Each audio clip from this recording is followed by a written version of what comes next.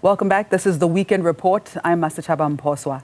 The African National Congress will today hold its 113th anniversary celebrations in Khayelitsha in the Western Cape, delivering its January 8 statement for the first time since the party's electoral majority loss in last year's May polls.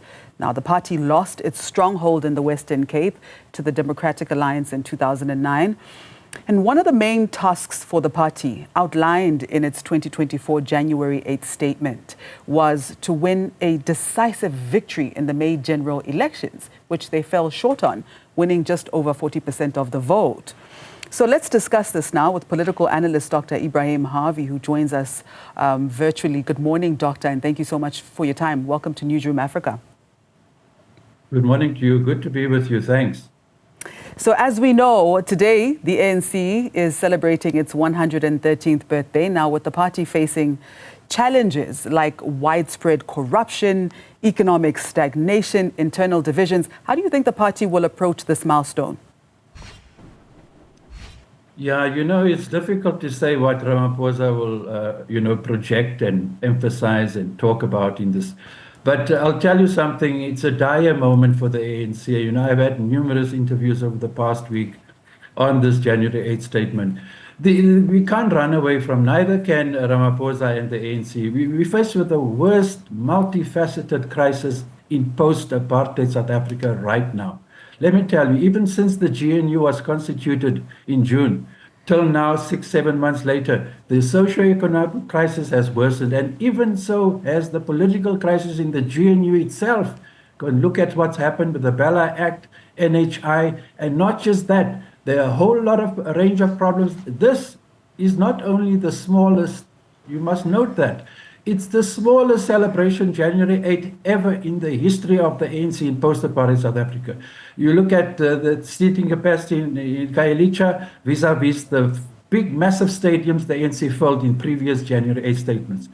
But the key and critical that the GNU is going to face is not even so much the socio-economic crisis, which I suspect is going to deepen. If you look at the data and the overall situation, we are really in a very bad situation. The state does not even have the state to fix ailing infrastructure.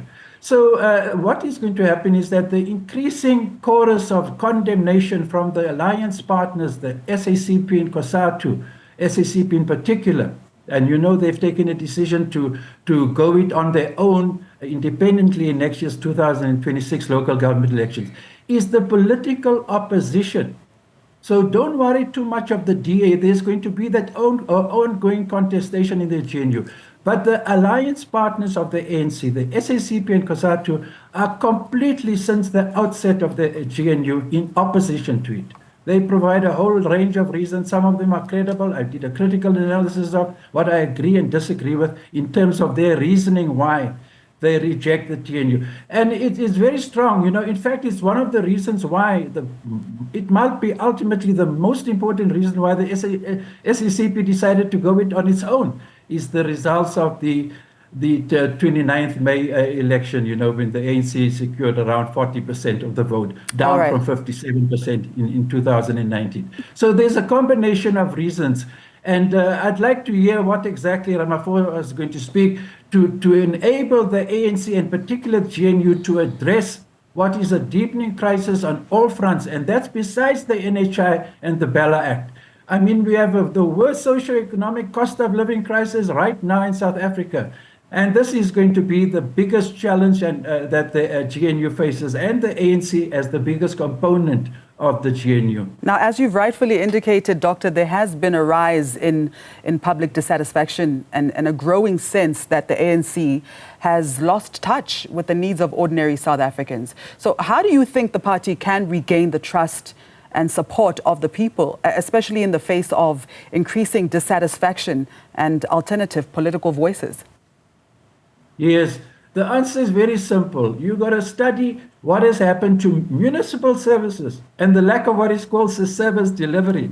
This is the biggest problem. In June 2004, over 20 years ago, it started in the Free State townships. It's cascaded, it's an avalanche of unstoppable black township-based protests against basic services. There are a whole lot of problems, you see, that the media doesn't even face, for example, confront. For example, do you know what prepaid water meters and electricity meters have done to households? It's been devastating. Nobody focuses on that. But there's a whole range of problems and issues in the townships, which is exactly where the SACP has not, even the EFF. No political party in this country has focused and concentrated its energies on this, what is called putatively service delivery.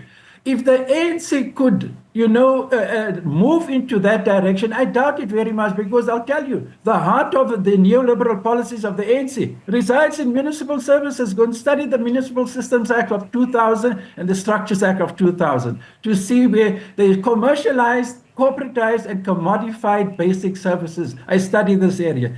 That is the heart, but the media doesn't even go there, because I'll be honest with you, the media, I think, doesn't even have the knowledge of this legislation and how it departs, for example, from the RDP. Go and look at the RDP. The ANC doesn't even talk about the RDP anymore. They don't even talk about the Freedom Charter, yet they talk of renewal. And I can't take you seriously. I did countless critiques of the renewal thesis of the ANC, because, since 2002 at the Stellenbosch conference, they began this renewal. It's 22 years ago. And in inverse proportion to the emphasis on renewal, worse things have worsened in the ANC. All right. Speaking of the renewal, Doctor, now the ANC NEC member Lindiwe Zulu said that maybe the ANC renewal process took too long. So what do you think are the specific challenges and the missed opportunities that led to this perception? And how might these factors have influenced the ANC's current political standing? Yeah, no, it's not. It's nonsense about the ANC renewal process taking too long. Go and see that over that 22-year period. This is very interesting in inverse proportion to the emphasis of renewal.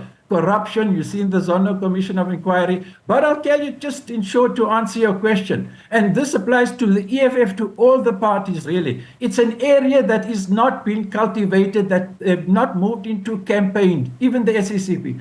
It is the growing municipal crisis. It is devastating. Let me tell you, I was telling SAFM yesterday, and there's an argument, that the socio-economic material condition, you've got to get this very clear, of the apartheid days, and I was there from 72 in the black townships, is considerably worse today. Yes, worse today than it was during the darkest days of apartheid. How often it's a common sight to see raw sewage running down streets in townships and black children playing alongside that sewage. This is just one of the clearest examples of what I'm saying. But overall, the townships are facing the worst crisis, let me tell you. And if you think this growing cost of living crisis is any help to them, it's worsening their lot by the day. All right, let's expand on that a little bit. Let's expand on that a little bit. Despite the ANC's 2024 statement recognizing the need to address service delivery and infrastructure problems, now many voters remained unconvinced. So did this failure to fulfill promises contribute to the party's performance in the elections? Absolutely. Let me tell you, give you quickly, you and your viewers some background. It is no surprise at all. Do you know that the ANC lost the powerhouse of production and nerve center of the economy, Gauteng, in both the 2016 and 2021 local government? There already, the writing was on the wall. Those days are gone, where the black masses loyally pledge allegiance to the ANC and vote ANC. It's gone. It's gone decisively now. You can see how from 57 to 40%, and against the background that they lost. The analysts don't go into this. It's not just the thing that has suddenly happened. The ANC lost Gauteng, Tshwane, Joburg, Ekurhuleni, 2016 and 2021 again. That was very important. In other words, they thought that maybe, 2021, they've done better, they've addressed issues as to why they lost 2021 again, and then 29th of May 2024 they lost the first time the general national election. So the pattern is very clear. There's an awakening consciousness about their rights and their plight amongst the electorate that didn't exist to such an extent. What a hiding, 40% down from 57%. There you got it. The writing was on the wall. but already back in 2016. All right. Now, the ANC Youth League challenged the ANC in the Western Cape to be an active opposition. They said that the DA doesn't care about the livelihoods of the people in the Western Cape. Do you think that the issues, or the issue rather, is with the ANC in the Western Cape, or is it a reflection of a larger problem within the ANC nationally? No, it's a reflection of a larger problem, but let me sit very quickly with you in responding to the Western Cape. The Western Cape is a very unique province. Let me tell you something. Do you know what happened in 1994? The Nationalist Party trounced the ANC. They beat the ANC hands down in the first Uhuru elections, 1994. And do you know something else? It was the first time in the entire history of the colonial world, the whole colonial world globally, where an oppressed and exploited peoples voted for their oppressors and exploiters in their first Uhuru elections. Nobody has studied that area and why. The ANC has never had a base. In fact, the PEC, other Abdusa, a lot of things, a very different situation because the overwhelming majority of the Western Cape has been an impoverished colored working class majority. And that colored working class, you would have thought that they would vote for the ANC because the UDF is born in August 1983 in Mitchell's Plain. But, you know, very interestingly, since 2006, they repeatedly bring the DA back to power in the Western Cape and with bigger majorities. So there's a massive problem, which is probably why Ramaphosa and the ANC took this January 8 to Cape Town. You know? Okay. But if you think now, that it's going to do them any good, you're going to see with next year's election results, I think it's going to be worse than before. All right, Doctor. Now let's talk about the letter from the MKP leader, Jacob Zuma, where he's demanding to be reinstated. Now, the timing of the letter coinciding with the ANC's 113th birthday celebration. What message do you think he's attempting to convey, and what's your take on this matter? No, man, you know, Zuma is bizarre. Honestly, I've looked at this thing very closely. I mean, you know, process was followed, you know, and he was dismissed, you know. I mean, I don't think he handled it right, you know, like I don't think he's handled many things, including the arms deal. But really, I think this is a lot of nonsense. It's bizarre. He starts MK. MK does so well, it becomes the third biggest party in the 29th May elections. He's moving. There's a lot of problems with MK, but I can't understand the internal logic, really, you know, about why he is now pursuing this matter that he was unfairly, well, there might be procedural issues and there might be grounds, you know, but really the way he's going on about this thing, I think he should focus really on MK and grow its voice and presence in Parliament, you know, deal with its mandate, than be concerned so overtly, you know, and nonsensically to my mind, with wanting to get back into the ANC. He's not attacking the ANC, let me tell you, to have a renaissance in the ANC. I said it on TV yesterday and at radio. He's attacking the ANC so that he increases the disgruntlement of voters, of people in the ANC, with the ANC, and as a result, they gravitate towards the MK and build the MK party. Okay, that is what I think the strategy is. Okay, Doctor, before we let you go, very briefly, what do you think it'll take for the ANC to break free from its past mistakes and chart a new course for the future? Basic services, municipal services. That is where the answer lies. Let me tell you, they will change their electoral fortunes very quickly if they concertedly and genuinely address what has been, you know, a devastating socio-economic crisis in the black townships, even black African townships, and even worse than exists in colored townships in Cape Town or elsewhere in the country. That is the heart of the problem. And the ANC, I've made many columns, don't listen.